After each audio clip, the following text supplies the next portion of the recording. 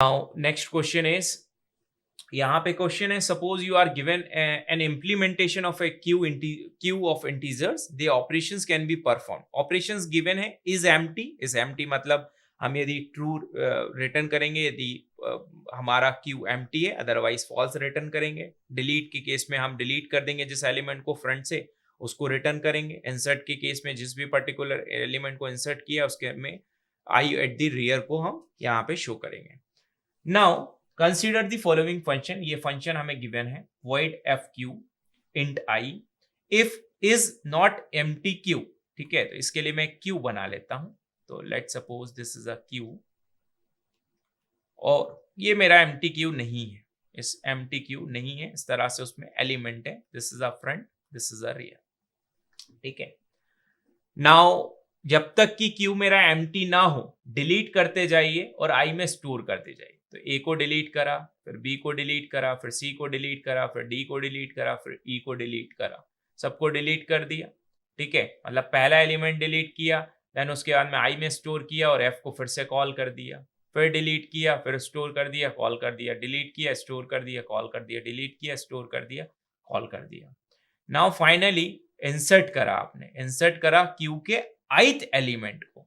ठीक है, Q के ith एलिमेंट को. ठीक है, तो यहां पे ध्यान रखिए आप, जब भी हम डिलीट इंसर्ट कर रहे हैं क्यू के, तो कौन से एलिमेंट को, ith एलिमेंट को. तो आई की अपडेटेड वैल्यू क्या है आपकी, ऑब्वियस है ये. तो इस पर्टिकुलर वैल्यू के अकॉर्डिंग इंसर्शन होगा. तो पहले ई होगा, फिर डी होगा, फिर सी होगा, फिर बी होगा, फिर ए होगा. ठीक है, क्योंकि ith वैल्यू के अकॉर्डिंग करेंगे तो अपडेटेड वैल्यू जो भी होगी वो होगी सबसे पहले. Now what operation is performed by the above function. Leave the queue unchanged, no. Reverse the order of the element in the queue. So option B is the correct. Option बाकी क्या हम read करें, emptiness the queue, delete the element front of the queue and insert at the rear keeping the other element, ये सब गलत है. So option number B is correct for this question. Now last question is, consider the following operations along with NQ and DQ operations where K is the global parameter. Multi D Q है, मतलब multi D Q का मतलब यह है कि multiple elements को हम delete कर सकते हैं.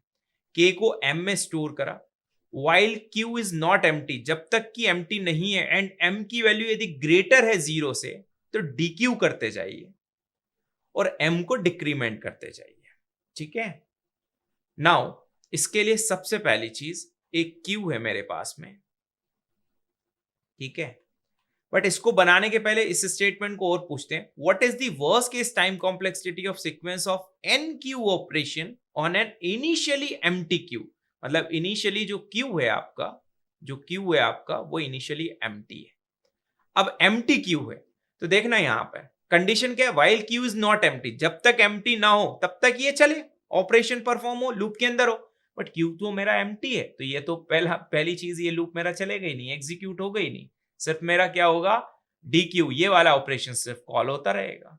ठीक है, तो यहां पर वो पूछ रहा है कि what is the worst case time complexity. तो टाइम कॉम्प्लेक्सिटी क्या होगी, मल्टी डी क्यू के लिए जो भी हम डिलीशन परफॉर्म करेंगे ये यही ऑपरेशन एग्जीक्यूट होगा, ये वाला लूप मेरा चलेगा ही नहीं. तो इस वाले के लिए यदि 10 एलिमेंट है तो 10 टाइम, 50 है तो 50 एलिमेंट के अकॉर्डिंग, तो order of n time complexity. So this is all about the GATE previous year question based on a queue data structure. Thank you so much.